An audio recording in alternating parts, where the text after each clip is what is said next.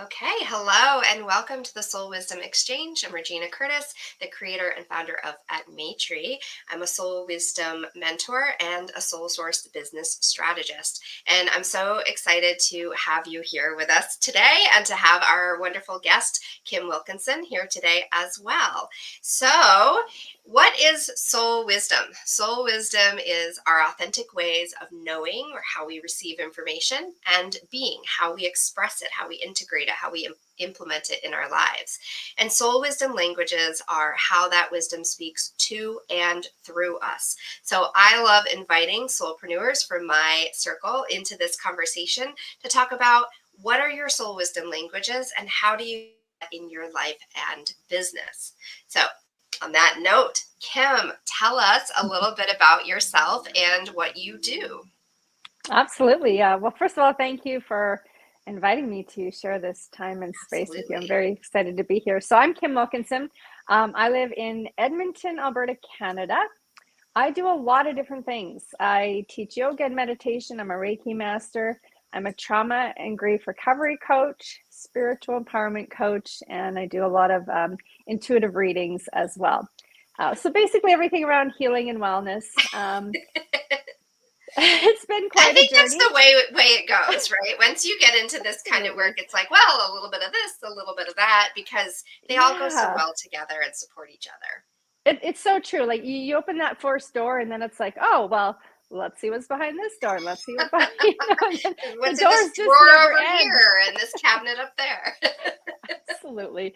But it's such a great journey and it really is such a healing journey, right? And I say fortunate to I'm a course training junkie too. So I've taken a lot of different trainings and different modalities and like many people, I've had my own experiences too, where I sometimes you get forced to apply what you learn and what you teach. Yes. And so the last, I'd say 5 years have been a really deep journey for me.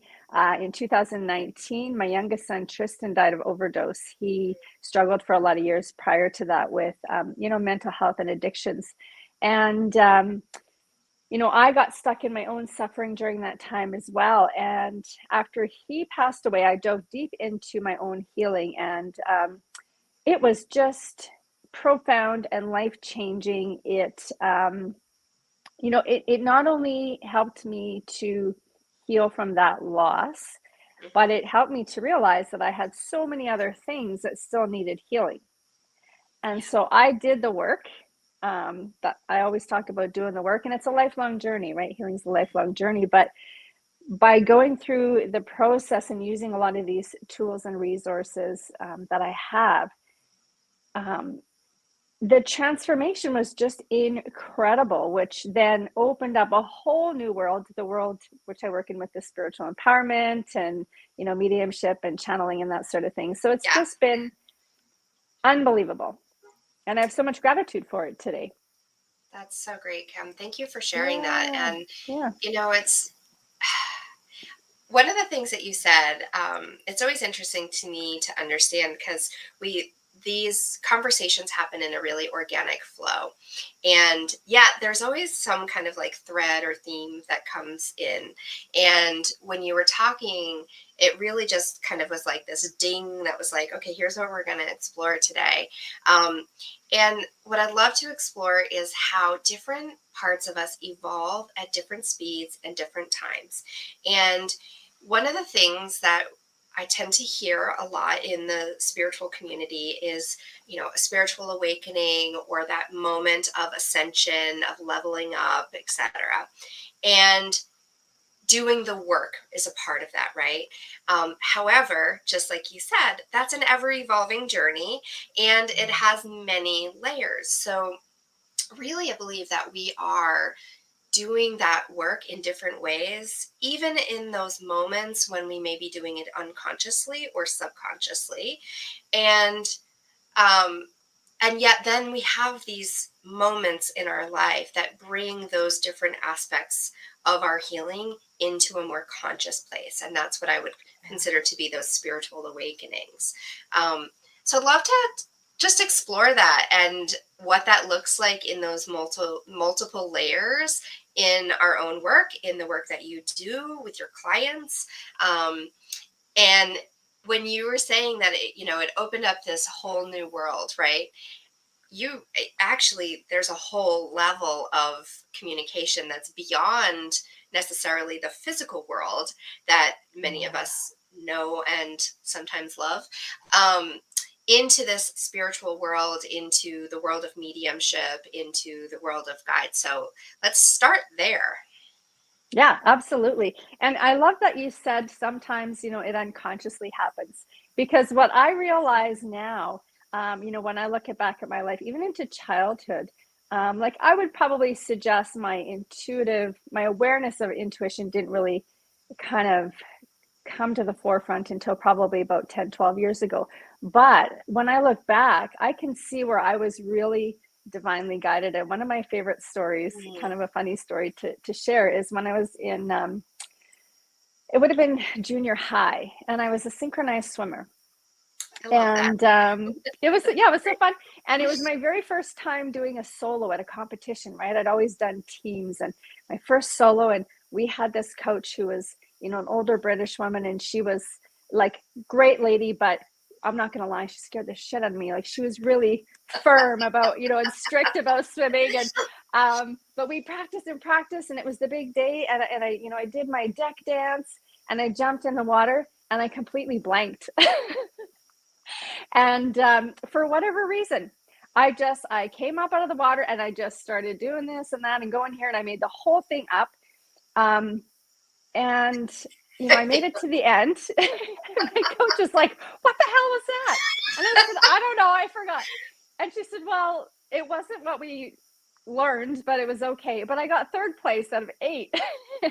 That's And great. a couple of things happened there. So first of all, when I look back at that, I'm like, why did that happen that way? Because I think most kids probably would have like panicked, like ran to the change room and started crying, because I mean, there was a pool full of people, like it was a provincial meet. Yeah. But for whatever reason, I now feel like I was just, spirit just guided me through it, Hmm. because I just did something, and then got third place. So, and then I kind of, this belief was created that if you just try your best, if you just surrender and go with it, it'll all work out. That's really been my approach forever. At the time, I didn't obviously see, this connection to spirit or something greater. But now I look back and I can see so many times where that has been so true. And then fast forward, um, I will tell you the last year for sure, maybe year and a half. So I've done a lot of workshops on, personal development and healing and growth and healing from trauma and grief and all sorts of things. But all of these workshops and programs have come from meditation. I just go into my meditation and they just come like a download. The details, the name of the workshop, how long it's going to be, the topics covered, what price to charge. Like it's all, but it really was, doing the work that brought me to that, Hmm. to have that connection to spirit. And I think we all come from spirit, so we have that connection. But as we move into this life, we put these layers on, and unconsciously we don't see them. A lot of it is emotional stuff, right? And it really just blocks us. I think so many of us have so much we've held on to. I mean, spirit could be right in front of us screaming in our face. We're not going to know it, right? But when you peel those layers off, and you take that heaviness away, and you do the work to raise your vibration. um, and then the other thing I think is consistency. Whatever your practice is, Yeah. then you open yourself up to this whole new world, family, team of support, right? Yeah. It's fantastic. Definitely. I work a lot with the term devotional practice. And Yeah. so when you were telling that story about the synchronized swimming, a story from my own youth, probably about that. I was in high school when this happened, but it dropped in, and I was like seeing it from this different perspective than I really had before, because what I was realizing is, so my instance is I played the flute and I had a flute solo, and I was actually supporting our choir. So I was in the band and the choir. It was a very small school. We had 50 kids in the high school, so most of the time you were playing multiple roles in whatever you were doing. But we were singing. Oh gosh, California Dreaming by the Mamas and the Papas. Is it the Mamas and the Papas? I think. Anyway, the song Might be. California Dreaming, and there's a flute solo in the middle of this song. And so we were singing it in choir, and I got this idea like, oh, I want to do the flute solo, but we couldn't find music for it. So I practiced by playing it on my CD player and going back over and over and over and over and listening to it and figuring out the notes of the solo. So the time comes to do the solo. We're in the town hall because this is where we were doing the concert. There's a piano, and on top of the piano were these candles that one of the classes had made out of clay. And so they had these candles up there, and I'm up and standing next to the piano with my flute. I step out from the choir, and I'm now going to do my solo on the flute. And just as I start, the candles catch on fire. And Oh, something like I had this like whoop, I like moved out of my body and had this out of body experience where I was like, part of me, part of my consciousness was watching this scene unfold. And so for some reason, I think anyone who's done any kind of performance or sport or whatever, especially performances, the show must go on, right? So here I am playing my flute solo by memory while people are running in front of me carrying flaming candles like off of the stage. This whole thing's going, and here I am like like playing my flute solo, and then the candles go off and I like come back into my body. I was not present with that solo. Like there was no part of my, well, there must have been, but like no part of my conscious brain at that moment was playing that solo. And yet I played the whole thing and rejoined it back into my consciousness, back into my body, continued that, stepped back in, finished the song, and the show went on. And later people were asking me like, how did you stay so calm while that was happening? And I was like, what do you mean? I was totally freaking out. I was watching the whole thing, and yet I also was standing there calmly playing my flute solo. And so I think that those two experiences happening at the same time, and maybe this is what was happening for you, you can tell me if this feels at all resonant, but that part of you that does that devotional practice, right? The part of you that showed up to practice every day and played that solo over and over, or ran that solo, there's a body memory, right? Like a muscle memory yeah. Mhm. that you went into. And even though you may not have done the exact routine, your body did a routine that Yep. worked enough to get to third place, right? And at the same time, there was this other kind of tract of consciousness that was happening that was going, oh no, I've gone in the water. Now my mind's gone blank. What do I do now? Right. There's this kind of like two Yeah. tracks going on. And I feel like that is very much the same thing that happens when I channel or when I am a medium, right? Like I have these two kind of experiences, the observer and then the channel, the thing that's moving it through.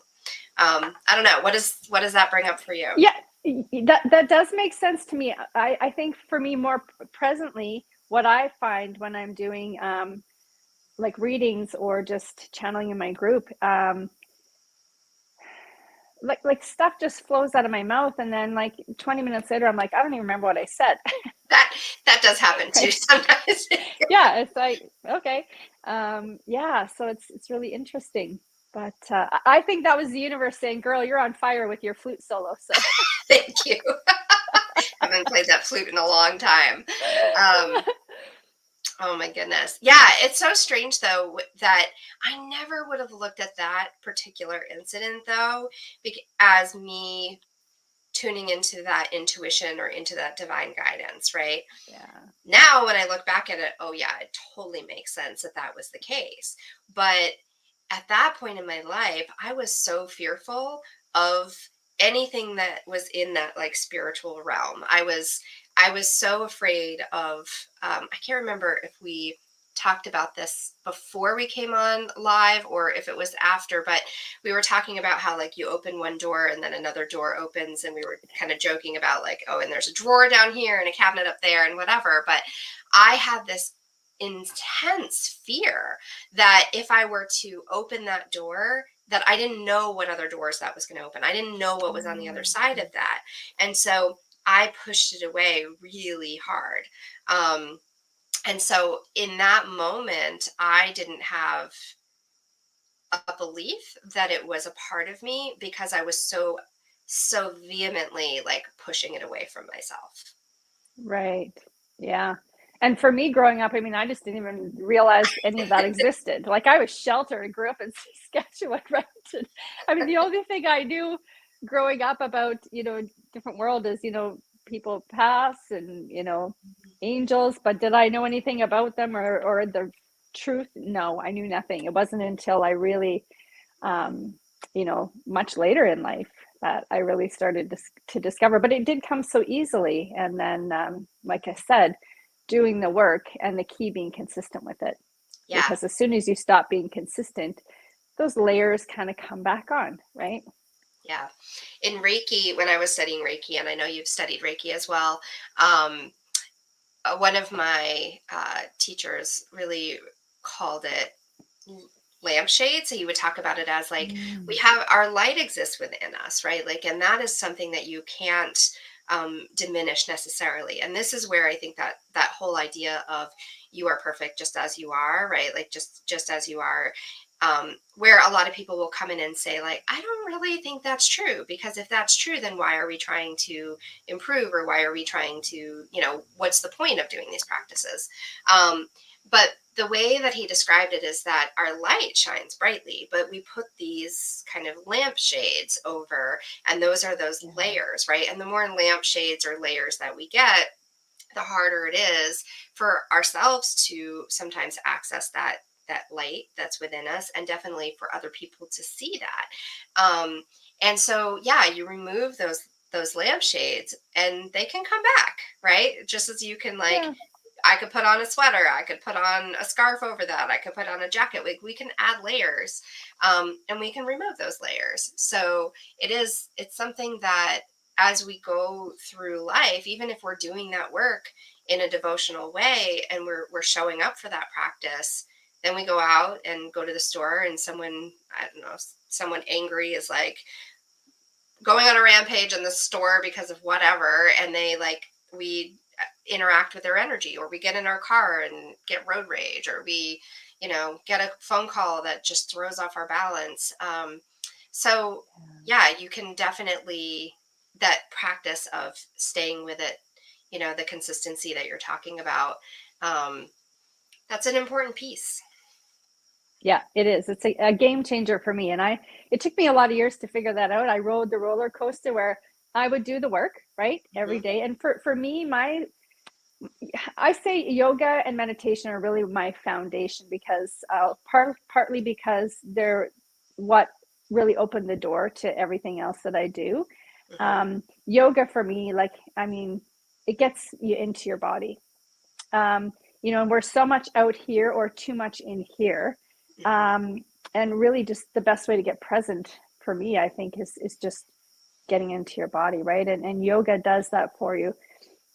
And then meditation too, just that, again, just letting go of everything outside, all those things you can't control, and kind of taking back your power. And, I think of my physical body as the home for my soul. Hmm. So, you think of your physical home you live in, you want it to be safe and you want it to be cheery and happy and comfortable. And you don't just let anything into your physical home, but we sure let a lot of crap into our Into soul's our home, bodies. right? So just that process of, cleaning and reorganizing and refreshing your home, um, that's huge for me. So that is, the yoga has always been pretty consistent. The meditation, I rode that wave for a bit where I would meditate solid every day for a month or two and life would be good. And then I'd miss a day and then I'd miss two. I'll do it tomorrow, right? And then life's getting complicated again and things are happening. That's like, what the heck? Oh, yeah, I haven't meditated, right? And I would get back on the train. And then I finally, about 2 years ago, I just finally committed to, okay, this is happening every day. And I would say there might be one at the most 2 days a month where I might miss. Hmm. But otherwise, my practice is consistent. It's every day, sometimes twice a day. Yeah. And it evolves and grows, as I do. It does. I think that's one of the reasons why I started using the word devotional because when I was using words like daily, I would fall so easily into these shame spirals where I would um, I would have that motivation and I would have that energy to do it, and I would be really consistent with it and daily having this practice. Um, and then, but a lot of times when I at that point, when I would engage with it, I held a lot of expectations for it about how once you go into this practice, you have to continue to build it. And I would read these things about people who would say, oh, I meditate an hour a day or 2 hours a day. And I would hold myself to that expectation, thinking that if I'm not doing that, right, like if I do 5 minutes a day every day, that's not enough. But 5 minutes a day actually versus 2 hours once a month is to me, I feel like that would be actually way more beneficial. um, and so I had to find language that worked for me to allow me to have some flexibility with how I engaged with that and yet still be committed to it in a way that felt really good. So that when I had those moments when I wasn't able to do it one day, or I really only could do 5 minutes, or maybe I sat down with an intention to, sit there for 20 minutes and my brain was just like a flutter, and I finally decided this isn't beneficial for me. I'm going to get up and do these things because my body's like, my nervous system is like, ah, right, like all of Yeah. those things are a factor. And so it's finding the way that you can engage with it so that it is beneficial for you, and knowing that yeah, there might be some days when things don't support that practice for you and other days when it does. So to me, the word devotional really helped me engage with it in that way. And I think it's a personal thing for everyone. Yeah, absolutely. I couldn't agree more. The other thing that comes to mind for me too is just, I call it like leveling up, right? So we're always going, becoming more conscious and more conscious. And it's like you have this, an awakening, we'll call it. Hmm. And, you kind of spend some time and you get familiar and comfortable with that. And then it's like, okay, now it's time to go to the next level, right? And the Yeah. next level and the next level. And that's where I think it's like, with the consistency, and the devotion, it's also needs to, your practice, I think, needs to grow with your consciousness too, right? And the example I'll give just for myself, even like when I started meditating, I would listen to a lot of guided meditations, or then I would listen to just, soft music in the background. Now, my practice for the past year, which is more beneficial to me, is I put my earbuds in because they're noise canceling anything around me, but I don't play anything, Hmm. and I actually just sit in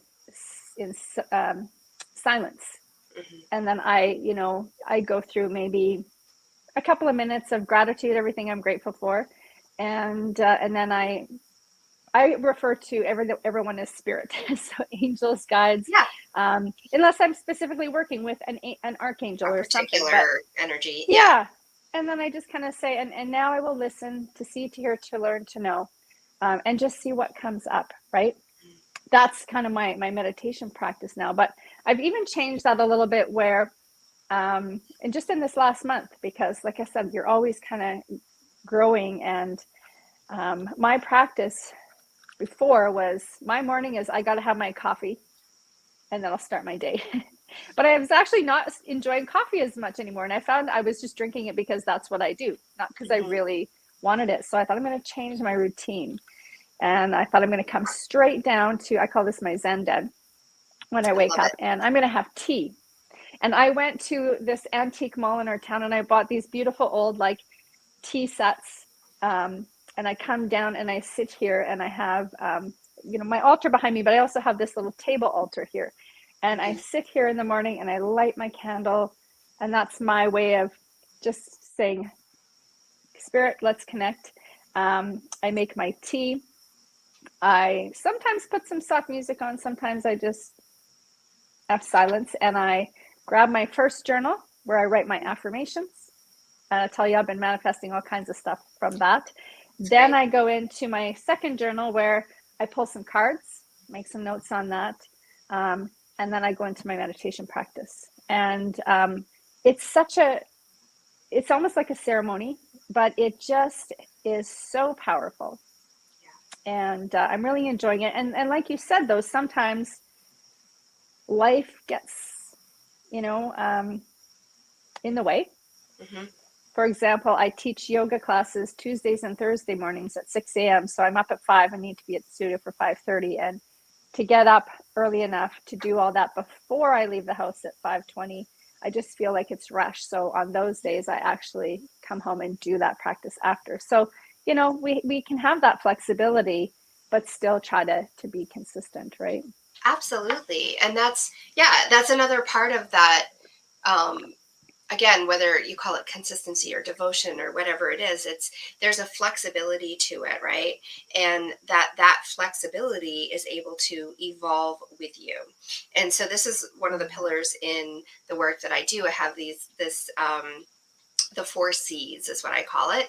And it's really about, connecting with a practice that really nourishes you and aligns with the things that you're really that you enjoy, right? Like if you set out to do a practice that you don't enjoy, you are not going to be successful with that, right? Yes. You can force yourself into doing anything, right? You can discipline yourself into it, but what are you really benefiting from that if every morning you're gritting your teeth and like forcing yourself through this thing? How open are you to the benefits of it? Not really that much. Absolutely. So maybe connect with something that is a little bit out of your comfort zone, that pushes you, that helps you expand or deepen a little bit, and connect with that, and then let that evolve. And so anyway, you go through these all these C's, but the last one is to continue coming back and looking at that to see if it needs to evolve, right? Do you need to expand it? Do you need to actually streamline something? Because yes, as you up level, right, as you move through your process, to me, up leveling sometimes looks more like expansion. Sometimes it looks more like depth. So there are times when I have had these really elaborate morning practices where I do this and that unfolds into this and that unfolds into that, right? And I have all these different elements of it.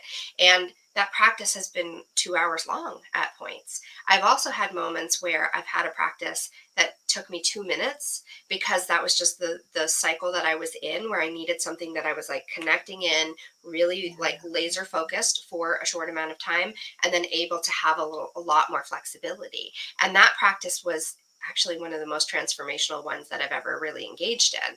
And it was all I had space for at that time, Yes. emotionally, mentally, physically, time wise. Like it just is what I really could show up in a devotional way too. Whereas that time when I had that elaborate 2 hour, window, I had the space for that. I had the energy for Yeah. that. So yeah, like allowing it to evolve is, I think, a really important part, and that happens in a way that is aligned for you when you're really listening and tuning in to all levels of your being and what it is that you truly need in that moment. Absolutely. And you said the word, and it's one of my favorite words, and I think it's the key to everything, and it's the authentic, right? Or authenticity. And I really believe that, the reason we do this work is to get to our authentic self, and then the key is to then continue to move forward from the authentic self, right? So, really strengthening that connection to your soul, to your authentic self, and recognizing what the soul needs, what the soul desires today, right? And maybe that is a 2-minute practice. Maybe it is a half day of self-care and leveling up, or whatever you want to call it, right? Mhm. But that, for me, that's what it's all about, is getting to there and then living life from there. Yeah, absolutely. So, um, in Reiki practice, and I think we're both Reiki masters, right? So like Yeah. it's been a huge part of my life, and it's interesting because I don't teach Reiki, but yet I live Reiki, and I do absolutely teach Reiki just through my actions, right? And through my conversations and what I talk about, but I don't like invite people to come through a class with me necessarily.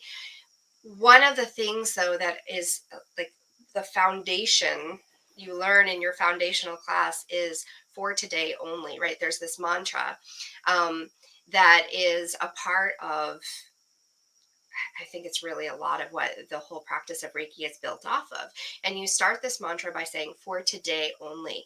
And that is symbolic of meaning that, like, in this moment right now, I commit to, you know, not living from a place of fear and anger, and just being really present with where I am and being open to and allowing. So there's a whole, mantra that you go through, but that first line of for today only is one that I think is so powerful. And I've seen similar things like that in a lot of different practices. Like I believe that in some of the like 12 step programs and things I like was that. just going to say Yeah. 12 step is the key tag just for today. Yeah, just for today. Yeah.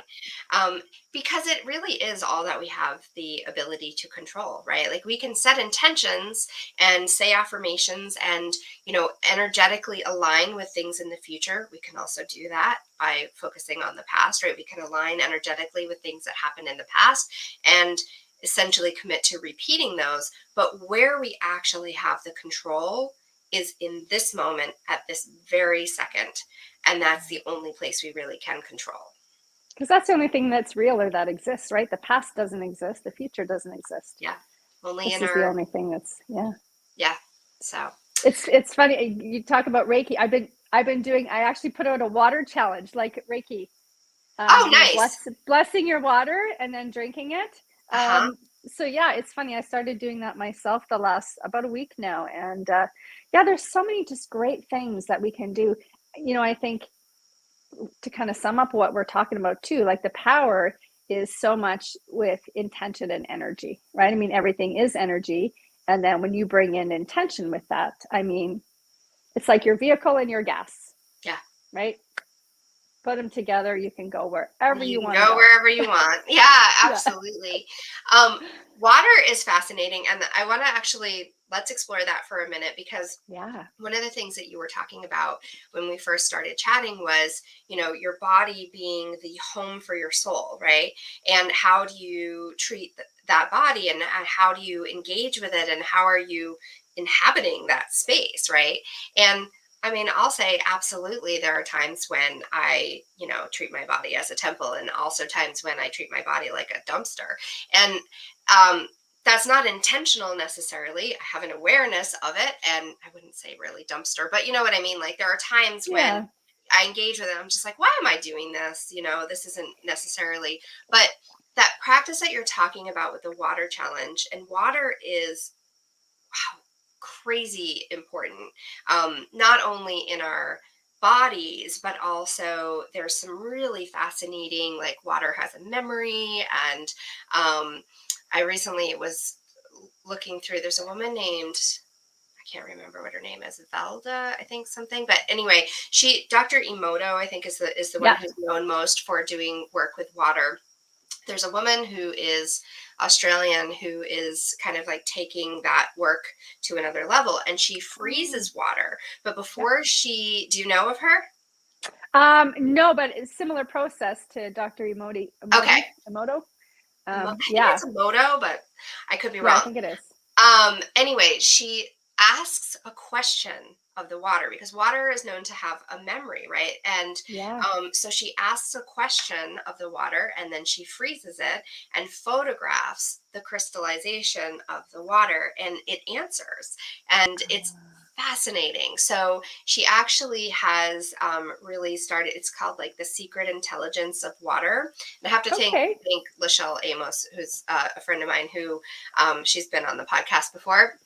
But anyway, she was sharing this with me, and it's really interesting. Um, Yeah. but when you're talking about, blessing the water or setting an intention with the water, what you're doing is you're asking water to support you in amplifying and solidifying, I guess, that intention on a Mhm. cellular level, right? Yeah.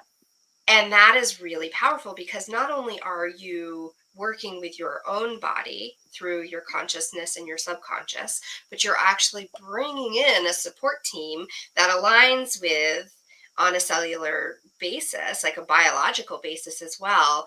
There is the synchronicity, right? Because we are made of water and we are so in sync with water. So when you're bringing that tool in to help you, it's like this, like you're turning up that amplification, right? Yeah.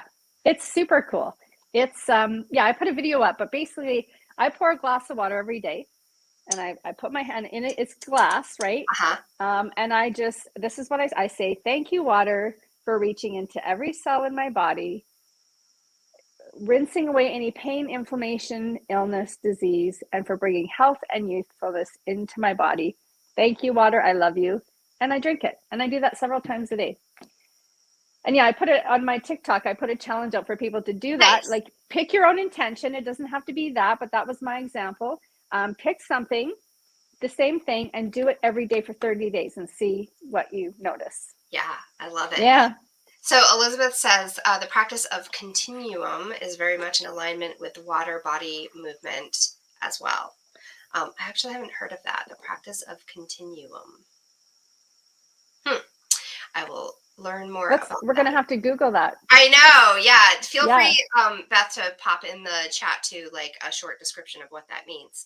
Or a link I to always something. I always learn so much from these conversations too. It's great. Yeah. Um, the other thing with that is we were talking about when you were talking about like do this several times a day for 30 days, right? Like what your she says she's going to send some information. Beautiful. Awesome. I'll share it with you. Okay, Um, perfect. so the it's that devotion, right? That devotional practice or that Yeah. continuation. You're building that muscle memory. You're also building that, so we could go into here, I think, the way that our brains work. And our subconscious brains are like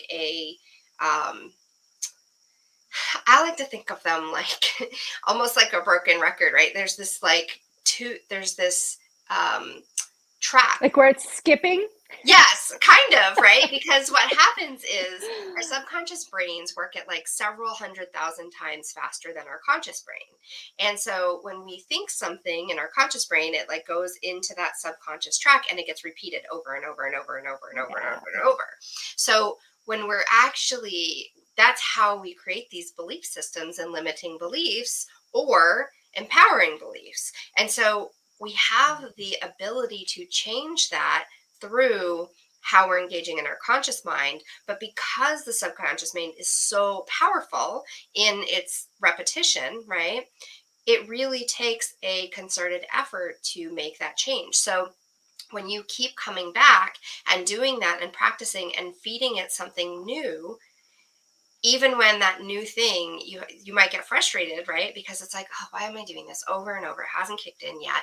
Because think about the fact that that's magnified 400,000 times or more, Yeah. whatever it is, in your subconscious mind. So if you go into that practice and are consistently saying, no, that's not it, we're going to do this instead, every time that comes up. And then even in addition to that, when it's not coming up as something where you're, counteracting it, you're just like, oh, we're going to do this again, we're going to do it again, we're going to do it again, right? It becomes the track that's happening in your subconscious, and then that's how you change that, right? And then that Yeah. is magnified and that is amplified in your being.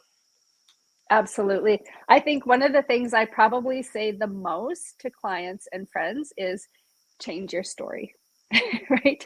Because what we're telling, the story we're telling is what we're creating. Yeah. And it's so funny because once you have that awareness of it, you hear people all the time just in conversation, what they'll be saying something and I'll just say, change your story, change your story, change your story, right? Because Yeah. that's why you're having the same thing happen over and over because that's a story you're telling. That's the path you're laying out for you to experience, right? So Yeah. And that's where that whole idea of like I'm not one to say, like, to lean into the whole like toxic positivity, but the idea, if you really look at the concept of focusing on the positive, right? This is Yeah. what this is all about. Because when you are telling that story about, especially just thinking about the language of I am or I feel, that's one of the biggest things that I'll encourage or invite people to do is to change I am to I feel. It's a very microscopic and seemingly simple um, step, but when you are saying I am something, then you're embodying that and you're taking it on as a part of your identity. When you can say I feel, then it's taking it one step away and saying, okay, this is a temporary thing. It's not my identity. It's something that I'm feeling. It's something that I'm experiencing. Angela says, I say that all the time. You are the author of your own story. If you don't like where you are going, change it. Yeah, you have the Yeah. ability to rewrite that. And when you say I think, right, that's clear. It's coming from here, which is ego, Yes. which is fear. Whereas if you say I feel, it's coming from the body, which is more closer to soul, right? Hmm. Words, yeah, words are so powerful. They are. Um, yeah, so powerful. Yeah, They can take you over here or they can take you over here, right? Depending on your absolutely. choice of Yeah, words. I love exploring words. And actually, Angela sent me this morning, she actually just sent me a screenshot of something that's impossible. Like the word impossible is actually I'm I'm possible. possible. Right. Love And I that. had Yeah. never thought of that before, but I was like, ooh, I really like that. Because, yeah, it's an apostrophe and a space, right? That creates this really empowering statement versus something that's completely limiting. And even though, physically that's not a big change, energetically, it's huge. Yeah, And our absolutely. bodies respond to that energetics. Yeah. I even changed my language when connecting with spirit, right? Like instead of saying, please help me to, find the solution to this, I will say, thank you for helping me to understand the situation and to make the best choice. Right. Yeah. So it's always from a place of gratitude. And yeah, Yeah, just changing your language can change your life, literally. it can. Beth says, "Ack." Language is so important. I love her. Um, yeah, it's so true. It really is. One of the most powerful books I read. So, in a former life, many years ago, I was a teacher, and we read as a part of our professional development training, we read a book called The Power of Words. And no, not Mm, The Power of Words, The Words We Choose was the name of this book. okay. I haven't read it in many, many years, so I can't say that I would necessarily still endorse it. But the concept that I took away from it, absolutely, I would. And I would probably, I just don't know, because I've gone back and read books that I thought were so life changing at one point, and I've reread them at the point where I am in my journey now, and I'm like, oh, that's very negative actually, but the what I needed at that point in my journey, it got me to where I needed to be, right? But that also shows me where I was at that point in my journey, that was the Yeah. thing that I found so inspirational and so motivational. And I read it now and I'm like, ooh, I would edit a lot of this language. But anyway, the I get concept. that. I've seen quotes recently where it's like, I'm sure they're being shared as a positive thing, but I'm like, actually, this is coming from a place of fear. You just see it differently, right? But you only know what you know. You only know what you know. It's so true. And it doesn't mean that that's a bad thing because, as we move along our journey, we need different anchor points, right? And I've had this conversation a lot with the work that I do in helping soulpreneurs because oftentimes when we come into the business that we're doing, we are coming in, I mean, we're on our own journey. Every single person I've ever talked to that's a soulpreneur has said, I ask this question all the time: how did you get to where you are? And the answer, 9 times out of 10, is through my own journey, right? Because this is what we're doing. We're on a soul guided journey to alchemize our medicine into our magic, right? And so we first engage it as our own medicine, and then we learn how to alchemize that into the magic that we have to help other people. So of course, as you continue along that journey, the people that you're helping are going to be different too, right?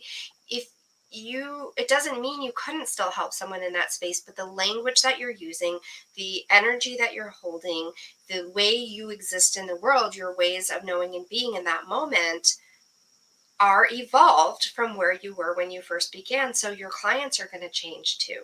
Your collaborators are going to change too. Your mentors are going to change. It doesn't mean that you're failing if that is changing. It means actually very much that you are excelling, that you are succeeding. Absolutely. Yeah. I think sometimes I often think a good measuring tool to see if you've grown consciously, spiritually, or how much is to look back at your Facebook posts and see what kind of content you were posting.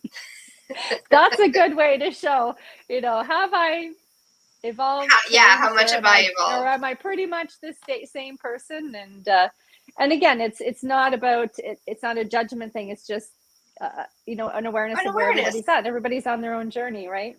Yeah, for sure. Yeah. I can see hints of where I am now in things that I wrote or posted or did in previous rounds on the spiral, right? Um, Yeah. but yeah, there's a different energy to it. There's a different language. So beautiful. Kim, I could talk to you all day long, I know. but I know our time is coming to a close. So I know you have a special offer for our I viewers. do. Let's Yeah. tell us about it. Tell us what you've got Okay. in store. So this is my latest divinely guided program that came in meditation, and basically I've combined everything, all of my trainings, my programs, but then also the psychic, the intuitive, Nice. channeling piece, and I've put together. And it was very specific. It had to be a one-on-one program. A lot of my stuff is group, but this is one-on-one. It's intuitive trauma healing 5-week online program. So it's actually 2 coaching sessions a week, so 10 1-hour coaching sessions, and we bring in like grief, trauma recovery approaches. I study under Dr. Gabor Mate, his compassionate inquiry approach, bringing in a lot of resources like